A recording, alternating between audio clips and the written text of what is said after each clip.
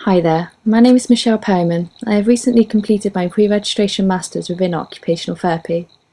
In a bid to take my learning further and enhance my continuing professional development throughout my education, I've been very much involved within the Occupational Therapy online community of practitioners.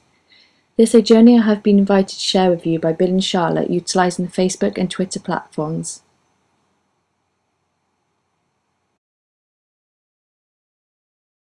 I feel Facebook has offered constructive resources through the 4OT Facebook groups, whereby a variety of practitioners engage within the talk of, for example, of mental health within occupational therapy. I feel this has supported me to network with the occupational therapists interested within the same areas of practice, enhancing my critical awareness of subjects. For example, the 4OT Facebook group within mental health has encouraged my critical thinking, the diversity of ethical practice, and especially the impact of the economic state on the occupational therapy profession as shared by the practitioners.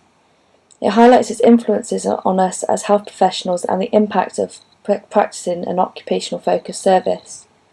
One main thing I do really enjoy is the Pot Stir Thursdays. One great aspect of this is the encouragement of discussion and information including pros and cons of the subject matter. It allows me to engage with each practitioner's particular setting to gain acknowledgement of the real-time practice of the occupational therapist. It provides me with the up-to-date economical and professional knowledge which sometimes has been released that very day over such resources as journals and books which may be outdated. For example, this is highlighted within the Helen OT UK, who has indicated therapy and empowerment. Additionally, posts from service users from occupational therapists are also regularly updated. This, as a novice occupational therapist, has provided me with a wealth of knowledge and practice experience from an occupational therapist over assuming this culture through theoretical perspectives, arming me with the superior knowledge of service expectations before entering practice.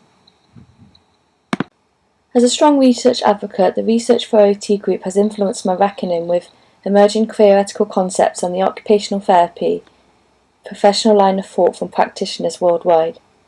As occupational therapy is a relatively young profession whereby questions are continuously posed, the group has allowed me to determine the particular areas in which a profession is in need to be developed. For example, the influence of the healthcare culture on the occupational therapist's occupation-based practice. This has supported my line of thought to produce my master's thesis in considering new avenues of practice, enhancing my critical thinking. Additionally, this has strengthened my research abilities to consider resources which may not have been thought of. For example, I posted on the site the availability to access a particular article written by Wilcock, her presentation indicating why I no longer call myself an occupational therapist.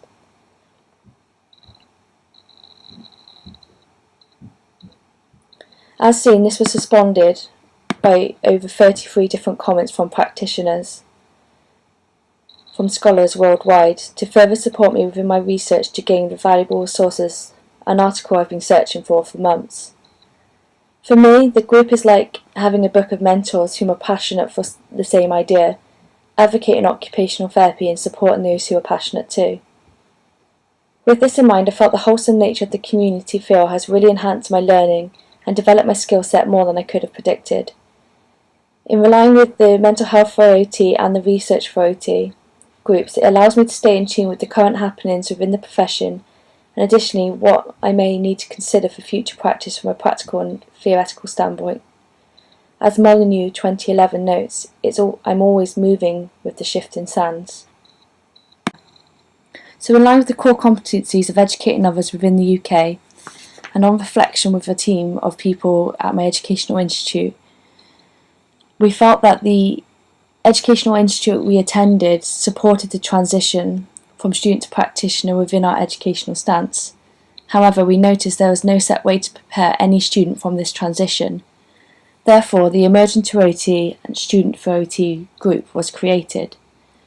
This allowed us to stay in contact with like-minded people sharing and signposting information which may help mine and others' consideration when moving into practice, providing the group followers the opportunity to consider their skill set as within the Facebook and its community that has supported me further.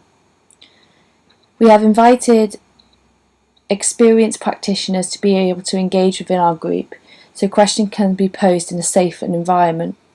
This has actually also prompted a conference which was run by a student group within the UK, supporting this transition from student to practitioners. I feel that this has gained myself and others appreciation of this transition and the difficult times which may be ahead. As Hunter 2013 notes, the ability for an occupational therapist to advocate their role within the profession is vital for professional development. She also further acknowledges what better way to do this than with 140 characters using Twitter. The Twitter community has allowed me to connect with a huge amount of occupational therapists and services worldwide in a short but sweet way. Many Twitter accounts have contributed to my experience. For example, the COT and BAOT account is the UK professional body of occupational therapists within the UK. It provides continuous updates of current practice and changes in the instance of occupational therapy. In addition, what I have found was conferences that are attended have been tweeted live by attendees in the different workshops and lectures. Personally, I did actually attend the College of Occupational Therapists 2013 conference. However, I couldn't be present within every lecture that I wanted to be. Therefore, by the continuous updates highlighted by Twitter, I was able to favourite these and reflect on these further at a later date. What I found was it was great because it took it outside of the building and it connected with practitioners that wanted to attend but maybe couldn't. Therefore, as a result, the Emergent OT team considered the transition from student to practitioner, highlighted this and used it as our advantage. We found that 140 delegates attending our conference was able to connect with the outside world. This virtually resulted in an extra 73 more attendees connecting with the conference. And over the course of the day, over 562,293 impressions were made within Twitter.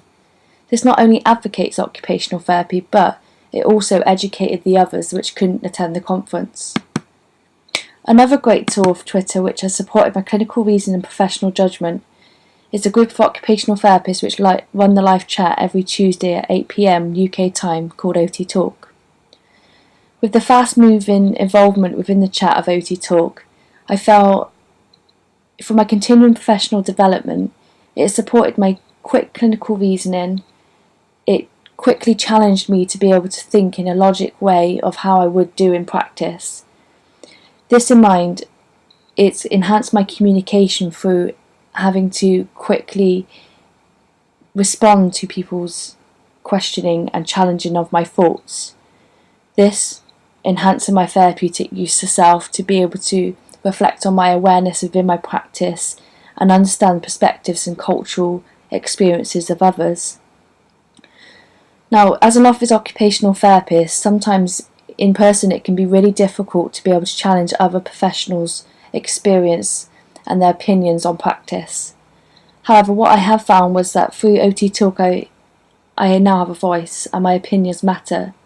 It's also given me the ability to challenge others' opinions and be able to express my thoughts in a logical way within a timely matter, contributing to the future of the occupational therapy profession. I've become part of a community and I've never felt alone within my decision making. My transition from student to practitioner as a result of the social media has been an easier one. I feel the skill set I have gained has been invaluable and I can't appreciate enough the contribution from other practitioners to support me with this.